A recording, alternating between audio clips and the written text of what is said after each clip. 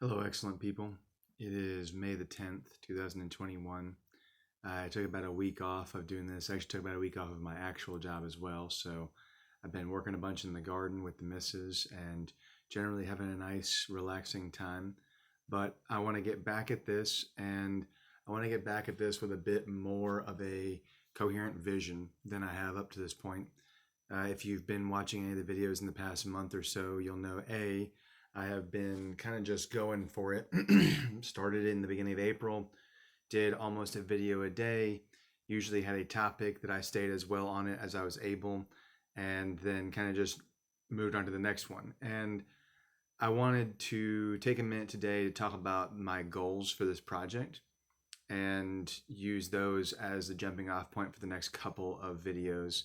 So, this project is called Aim at Excellence. I named it that on purpose because I believe that that is the best thing you can do with your life is to aim at excellence, try to live an excellent life, and go through life in that way. I think that this is very much the way that this is one of the main functions of religion in my mind is religions create moral frameworks and they create metrics by which a person can judge their own life. And I was not raised up in a religious household, so I don't have a strong grounding in an external religion. Although growing up in East Tennessee, Christianity has always been present in my life, even if I haven't been an active Christian at any point.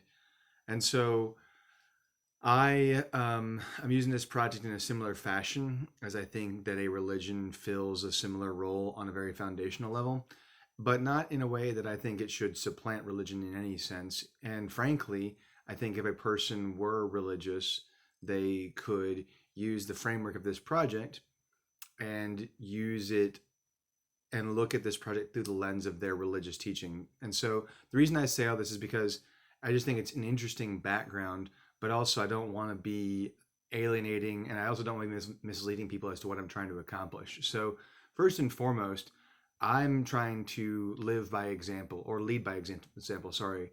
And so I'm setting an example, or I'm trying to set an example of live basically this aiming at excellence vision. And so I did a little bit of work today trying to articulate what that really looks like. And so I've defined excellence before, but I'll do it again, and I'll probably have to do it a couple of times. And I have a working definition of excellence.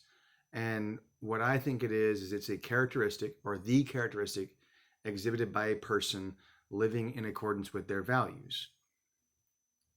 But obviously, now you have to know what is that person's values. And that's, like I said, where the religious aspect comes into play. So one of the things that I'll be doing over the next couple of days or even weeks is attempting to articulate my values, because I actually have undertaken some work in the past to study value systems, study virtue ethics as a philosophical discipline, study religion in a broad sense as well as in some more personal senses.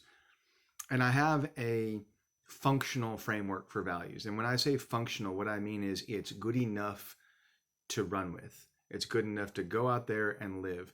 But one of the key components of this functionality and one of the key components of this individuality is that it needs truthing. It needs pressure testing out in the world.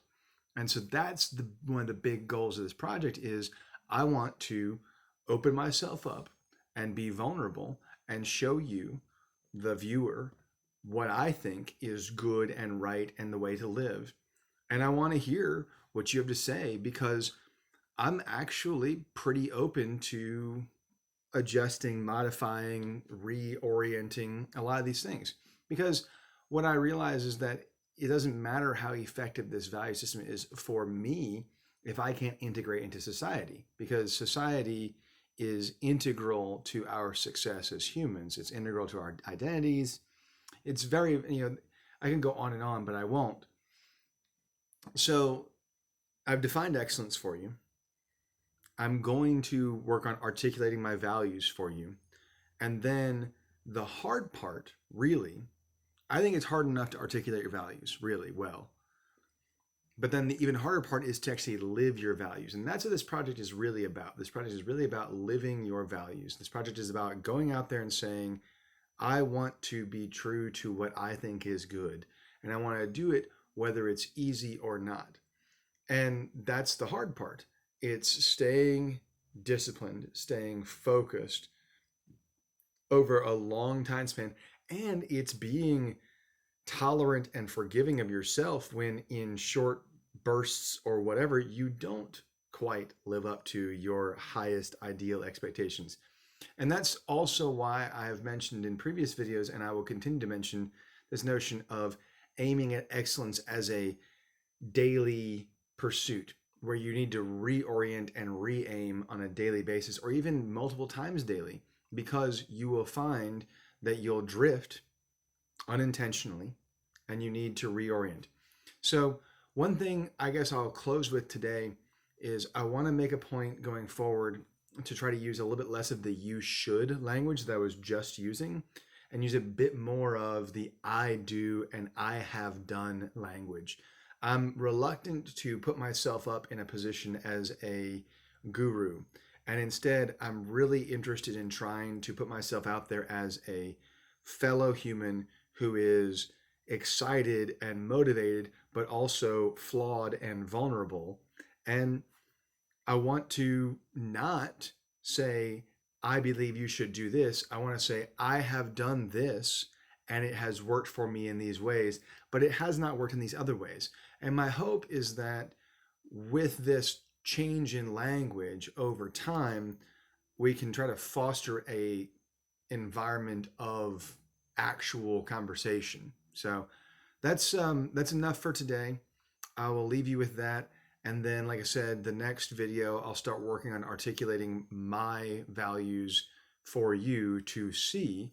And I will try to share, I'm going to try to start sharing a bit more multimedia stuff. So I'll start sharing some of the diagrams in my notebooks that I've got. And so I've got a few things that I think are potentially useful for conceptualizing. And my hope is that folks can share with me their own experiences of these things, or even share with me mentors that they've found out in the world, because by no means have I come to these things in a vacuum.